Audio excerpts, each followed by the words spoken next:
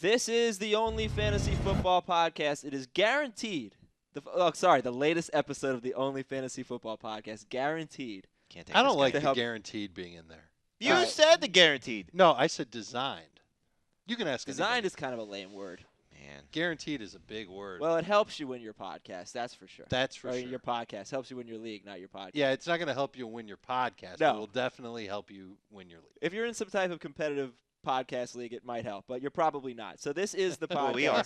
We're in a competitive podcast league. No, I didn't Where mean like you that. we battle our podcasts against other podcasts? That's what I meant. Oh. Let's get into Get with this it, Jamey. episode Come on. of Wake the up. Fantasy Football Podcast. Adam Standy. Aizer, Jamey Eisenberg, Dave Richard, and we've got a special guest on the phone with us. Jason Horowitz is joining us to talk about his time out in California. He's been in New York, California, and Florida recently.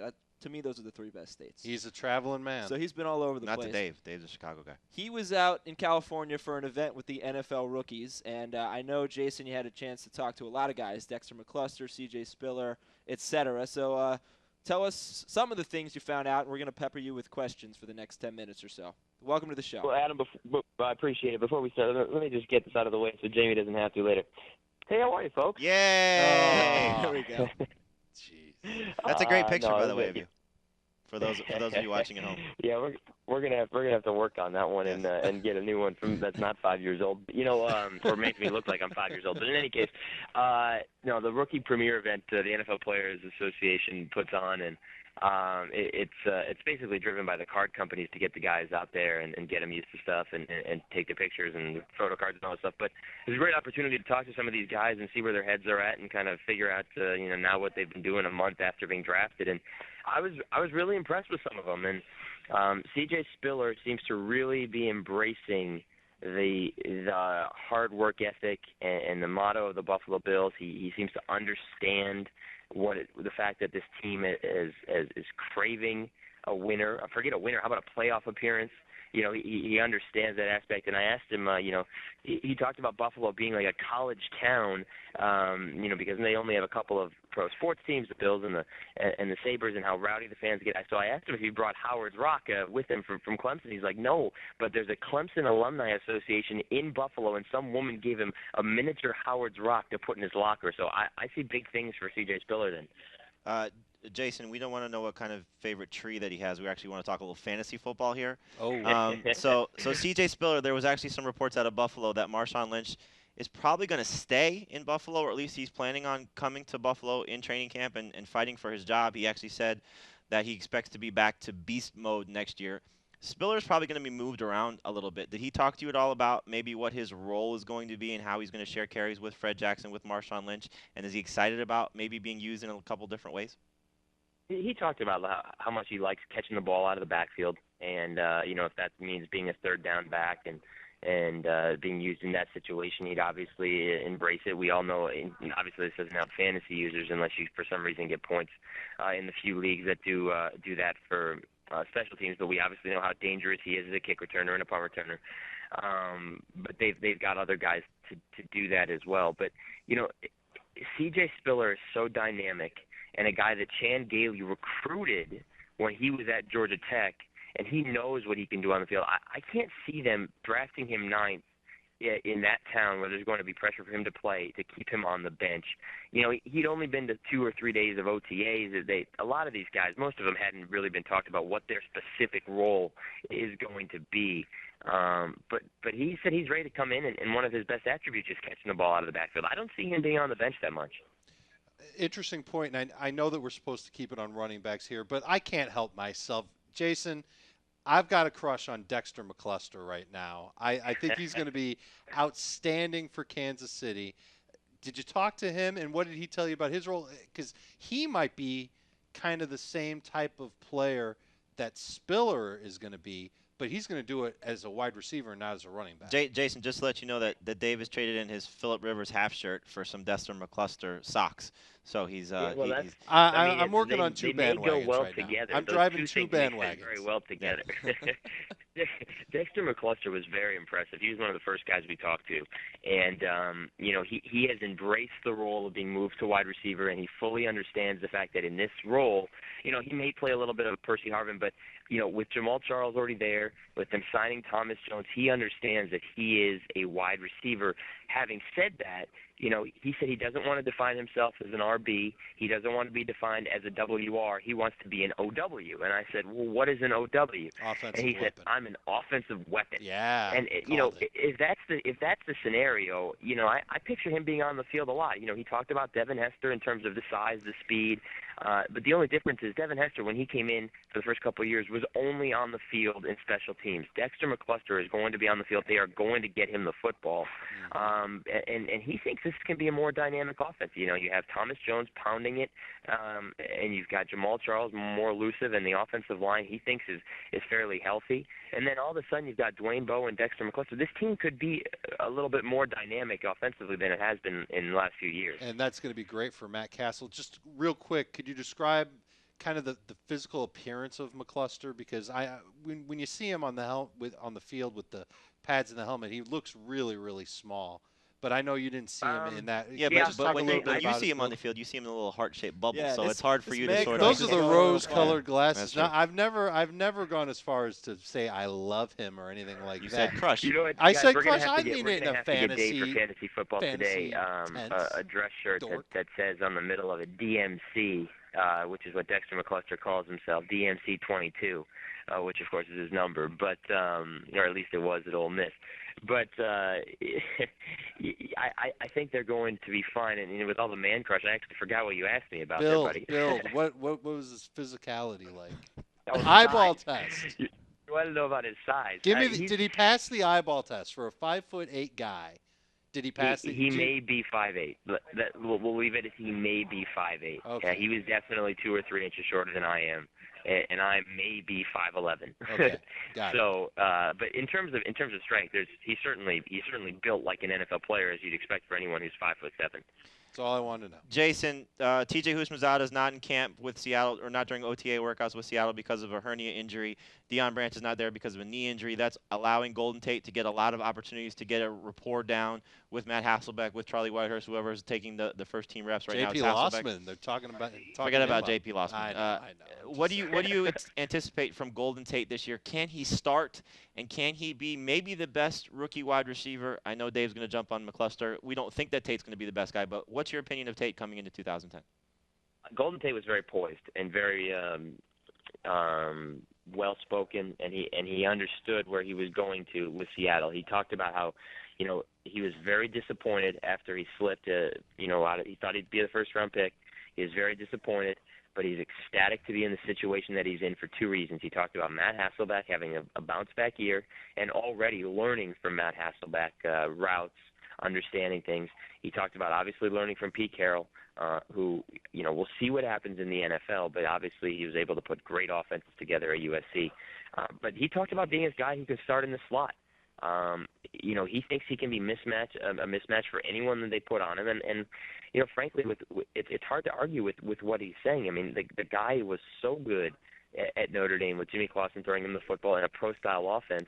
If T.J. Houshmandzadeh comes back full strength and if he can have a good season, they will have mismatches with Golden Tate. And don't forget, on the other side, John Carlson's a mismatch for teams as well. So if Matt Hasselbeck can stay healthy, if they can find someone, if Russell Okung can be a replacement at left tackle and protect Matt Hasselbeck and have a type of season that maybe Jake Long had a couple of years ago, this is going to be a very productive season. I don't know if Golden Tate's going to be the best receiver. I still think that I have a hard time believing that Dez Bryant will not be the best rookie receiver this season. But Golden Tate, I think, could be very successful. So is Miles Austin, Jason Witten, and Roy Williams all getting cut from the Cowboys? No, that's got nothing to do with that. It's just when you've got a guy that – think about this. Listen, you don't have to impress Brian Jones. He's not here. We're not talking about the Cowboys now. Think about this, though. Last year in Pittsburgh, you had Santonio Holmes, you had Hines Ward, you had Heath Miller, and Mike Wallace still had 6 touchdowns and averaged, I believe it was 18 or 19 yards a catch. Dez Bryant. Dez Bryant's going to average 19 yards a catch? Dez Bryant is going to average more than 15 yards a catch. And Dez Bryant will have at least 6 touchdowns this season. Yeah. That's just my opinion. No, I think you're right. Because he is that good. And if Roy Williams gets to his level that he used to be, great. They go to 3 wide receiver sets and put them all out there at the same time. Who are you going to stop? Yeah. Dez Bryant will be a mismatch for anybody that they put on him. He is that good. Jason, this is what's happening all across the NFL is that offenses are just getting as many receiving weapons as they can, feeding them to the quarterback, and they're just chucking it downfield to take advantage of the weak cornerback talent and safety talent all around the league. I would say the exact opposite of that is going on in St. Louis, where they've got some young talent there with Sam Bradford. Marty Gilliard's a guy I like, too, as a rookie wide receiver. They've got a couple other rookies. You caught up with the Rams. I'm sure you caught up with the #1 overall pick there in Sam Bradford. What'd you learn? Well, Marty Gilliard actually had not shown up while we were there because in Cincinnati, where he was coming from, and he hasn't been allowed to practice in OTAs because they don't graduate till the middle of June. Their flight coming from Cincinnati was actually struck by lightning, and he already has a fear of flying, and there was a hole in the wing. So he decided to take a later flight and didn't come out there. But did talk with Sam Bradford, and he had only been in St. Louis for a few days. But he understands that they have a very young receiving core. But at the same time, he thinks that they can bring. Maybe it's not Torrey Holt, Isaac, Bruce Marshall, Falk, but he thinks that they can bring a dynamic offense. He really likes what Donnie Avery brings to the table, and he talked about Marty Gilliard as a guy who can really stretch the field once he gets going and once those two connect. He said he saw Marty Gilliard firsthand because Cincinnati played Oklahoma, I want to say 2 years ago, and that was at Oklahoma, so he knows what Marty Gilliard can do. And let's not forget, the most impressive thing that Sam Bradford said to me during our 10 minutes together was that, and this may not be a direct quote, but I have Steven Jackson. And anytime I saw you have a guy like Steven Jackson, it's going to make things much easier for me because I know what our best strength is, and that is the guy behind me. He said Steven's still recovering from the back, and he thinks he'll be ready to go and fully healthy when the season starts. But he says he understands that, and I think any quarterback that comes in saying that, you got to be impressed with. Jason, we know obviously Ryan Matthews, we know Ben Tate, we know C.J. Spiller, pretty much the top of the running back echelon of this rookie class. But there's a guy in Pittsburgh and Jonathan Dyer that has a chance to maybe get some carries, especially with no Willie Parker there now to back up Rashard Mendenhall. What do you see from Dyer, and can he establish himself as that short yardage back in Pittsburgh? Because this is really a role that's been lacking if you go back over the last couple of years with Roethlisberger getting all those rushing touchdowns. Yeah, it is, and Dwyer said that they, with him and Rashard Mendenhall, and the thing with the fact that, who knows how many games Ben Roethlisberger will miss, whether it is 6, whether it's less than that. This is a team that, at least for the beginning of the season, he says he believes, and what coaches are talking about, will get back to a power running game for the beginning of the season. He's going to get carries. He's got to beat out Mewelde Moore. I believe he can do it. He says that being in a 3-point stance from the triple option is not really that big of a transition to being in an I formation because that's what he was in high school. Before Paul Johnson got to Georgia Tech, he was in an I formation, or not an I formation, but he wasn't in a 3-point stance.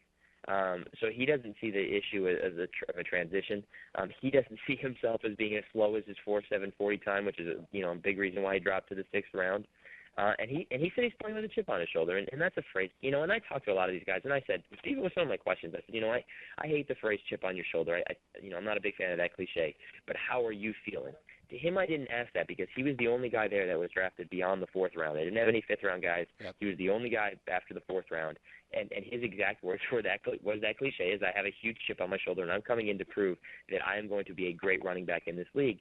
The question is, how many carries does he get from Rashard Mendenhall? If you assume that Mendenhall is going to get 15 to 20, and you like the fact that Moore, which Pittsburgh does, is a guy that can catch the ball out of the backfield, then it's a question of how many carries does Jonathan Dwyer get. It's going to be nice for him long term, just not anything special for him this year. I want to stay in the AFC North. Bengals picked up a couple of rookie receivers that I like a lot. Jermaine Gresham, I don't know if I really like him for fantasy, but again, long term. You've got Jermaine Gresham, you've got Jordan Shipley. Are they going to help Carson Palmer take that next step as far as being a potential 4,000-yard passer? And specifically for Shipley, could he be a nice inside slot, short area hands guy to help move the chains for the Bengals? Could he make that happen as soon as this year? Well, Jordan Shipley catches everything in his, I mean, that's one of the things that you like about Jordan Shipley coming out, and he catches everything, and he can break away. And, he played, just go back to the national championship game when they were against Alabama, and he had a quarterback who had never stepped on the field before for most of the game after Colt McCoy got hurt, and he had a fantastic game, and he was just blown by the Alabama defenders.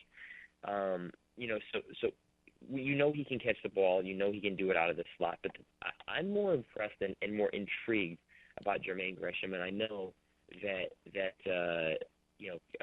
Jamey's not as sold on him as in that offense as I am, because they went on and drafted Chase Kaufman last year. But Jermaine Gresham said to me that he is a wide receiver that just put on the weight. The weight kind of came, and he played tight end and all of that stuff. And his exact quote to me was, "I like catching the football." And I asked him about the evolution of the tight end, going from the hand down, being a blocking guy to catching the football. And he's like, I love catching the football. That's why I started off as a wide receiver. That's why that's why we did it so often at Oklahoma. And he talked about learning a lot from Reggie Kelly. I think Jermaine Gresham is going to be a very good tight end. Whether he lives up to Antonio Gates and Tony Gonzalez comparisons that people have given, who knows? We'll wait and see. Well, Carson Palmer had 4,000 yards. I think he's going to get close. I would put him anywhere between that 3,500, 4,000 yard season.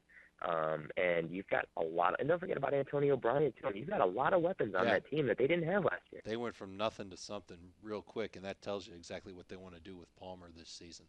Jason, thanks a lot for joining us. If you can get your hands on a Dexter McCluster fathead or something like that, please. I already got one. Oh, all right, then never mind. It. Save the shipping cost. Hanging up in my house. I'll call my folks at Kansas City, see what DMC 22 can do. By the way, one other thing from the weekend, real quickly. Aurelius Ben, Mike Williams, the two receivers that Tampa Bay drafted in the second and fourth round. They are roommates.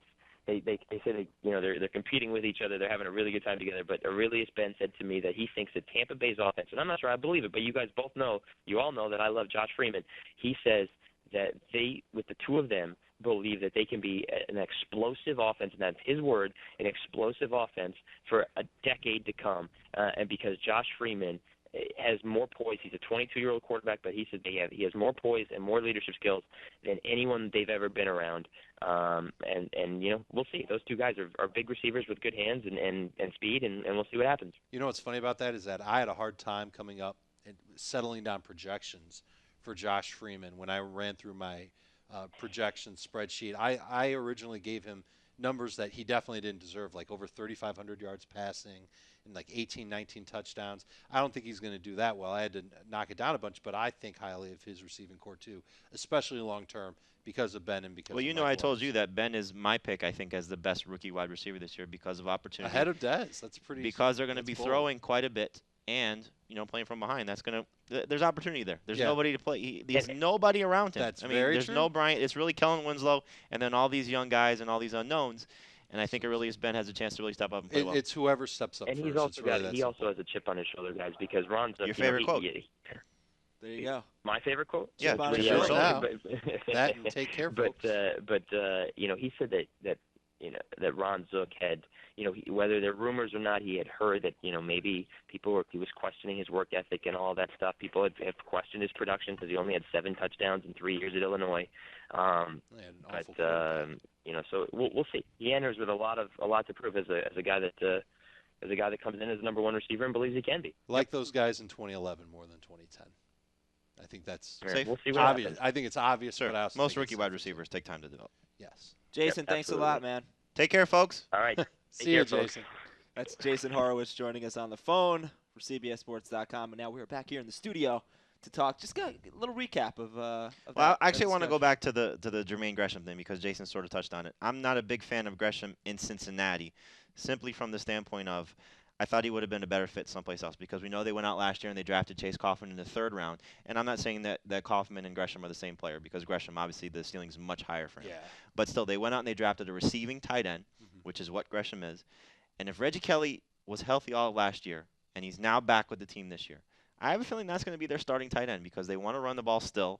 And they're going to get Gresham on the field. They're going to get him on the field. No doubt about it. I don't care who starts. But in fantasy, it doesn't really matter except a quarterback. Who's going to be the starter? But I look at Gresham and coming off this injury from last year, the fact that Kelly is back, I just don't like the fit. I think he would have been better off in Yeah. a system where the tight end is used. Carson Palmer, in his career with the Bengals, mostly because they haven't had a guy, but Carson Palmer's career with the Bengals has not used the tight end a lot as a receiver. It's been a plethora of guys, and I just don't see Gresham being an elite fantasy option this year and maybe in the next couple of years. Can you name a good receiving tight end that Carson Palmer's had? No, in that's part of the Cincinnati? problem. No, that's So definitely agreed. that's, Yeah, sure. So Gresham is They're something trying- new they're- for them. they're- It's definitely a strange Yes, pick for them. they're trying to given fill a their need. history. Yes, absolutely right. They're trying to fill a need. They're trying to create a spot to maybe increase their offensive production from that particular position. Mhm. But I just don't like it there. I would have liked to see Gresham go maybe someplace where he could be better used in an offense that really likes to use the tight end. I think he'll be okay. But I the- think and the- they're, and I the- think but they're the- going to implement. the- I think they made a conscious the- decision. Let's use the tight end a little the other bit. part of that being is that if they're going to go 3 wide, Shipley in the slot, that's the middle of the field for him right there. Yeah. More so him than Gresham.